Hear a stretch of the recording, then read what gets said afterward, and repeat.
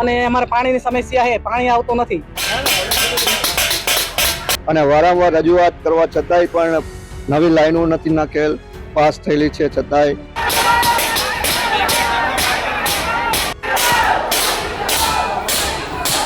નમસ્કાર, એશિયાના સૌથી જૂના અખબાર મુંબઈ સમાચારના ડિજિટલ પ્લેટફોર્મ પર આપનું સ્વાગત છે. મિત્રો, હજુ તો ઉનાળાની શરૂઆત માંડ થઈ ચૂકેલી છે અને તેના પગરણ સંભળાઈ રહ્યા છે.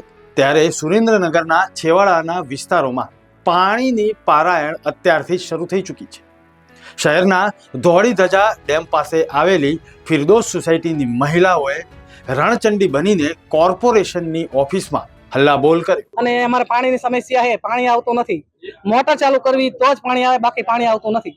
અને રમજાન મહિનો આવે છે તો સવારે પાણી આપે એવી અમારી ગુજારિશ છે. અને છેલ્લા ઘણા ટાઈમથી પાણીની સમસ્યા રહી છે અને વારંવાર રજૂઆત કરવા છતાંય પણ નવી લાઈનો નથી નાખેલ, પાસ થયેલી છે છતાંય. અને બીજું, પાણી વારંવાર અલગ અલગ ટાઈમે આપે, રાત્રે આપે, દિવસે આપે, કોઈ ટાઈમ વિનાનું પાણી આપે. જે માણસો હેરાન થાય છે, દિવસે આપે તો વાંધો નહીં, રાતે 1 વાગે આપે, ક્યારેક 11 વાગે પાણી આપે. તો એ ટાઈમ વિનાનું ન અપાય. એની કરતા એક ટાઈમે આપે ને તો સારું રહે. સામાજિક આગેવાન કમલેશ કોટચાની આગેવાની હેઠળ સોસાયટીની મહિલાઓએ મનપા કચેરીમાં થાળી વેલણ વગાડીને તંત્રની ઊંઘ ઉડાડવાનો પ્રયાસ કર્યો.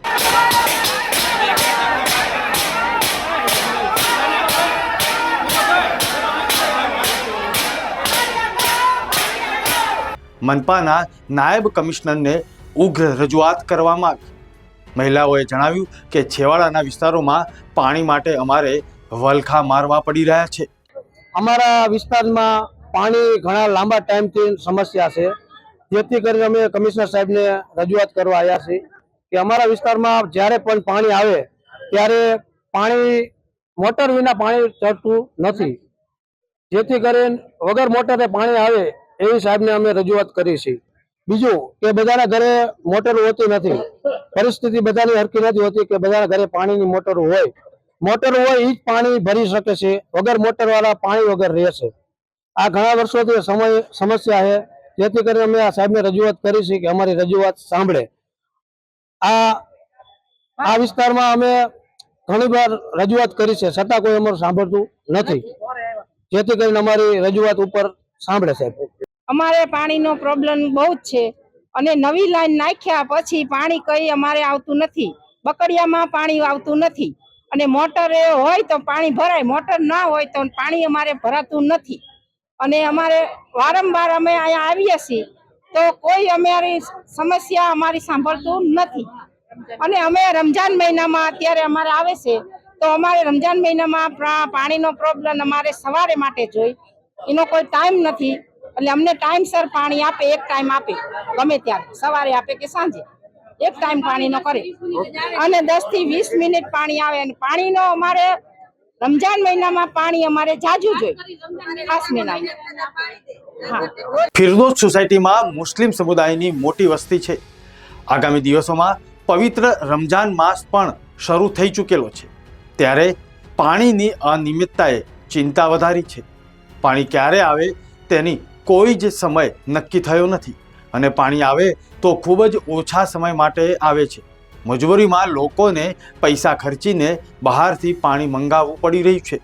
મહિલાઓની એક જ માંગ છે કે રમજાન માસ શરૂ થયો છે ત્યારે પાણી વિતરણની વ્યવસ્થામાં સુધારો કરવામાં આવે, નહીં તો આગામી દિવસોમાં આંદોલન કરવાની ફરજ પડશે અને ચેતવણી પણ તેમણે ઉચ્ચારી છે. વોર્ડ નંબર 1માં ફિરદોસ સોસાયટી ભીમરાવ, ત્યાં પાણી બાબતની જે રજૂઆત હતી એ રજૂઆતમાં મેઇન રજૂઆત તો જે રમઝાન મહિનો આવે છે એના માટે ટાઈમ સેટ કરવા માટે નહોતું, તો એ બાબતમાં અમારા અધિકારી સાથે ચર્ચા કરીને અમે એની વ્યવસ્થા કરી આપશું. અને બીજું પ્રેશરનો પ્રશ્ન હતો એ અમે પાણીના વારા વખતે ચેક કરાવી અને એનો ફરિયાદનો નિકાલ થાય એ પ્રમાણે કાર્યવાહી કરવામાં આવશે.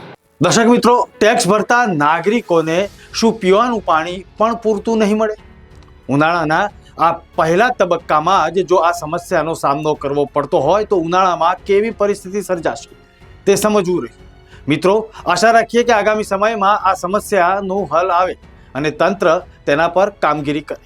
મિત્રો, તમારા વિસ્તારમાં પણ આ પ્રકારની કોઈ સમસ્યા હોય તો અહીં કોમેન્ટ્સમાં જણાવશો અને આ વિડીયો તમને કેવો લાગ્યો તે પણ અભિપ્રાય આપશો.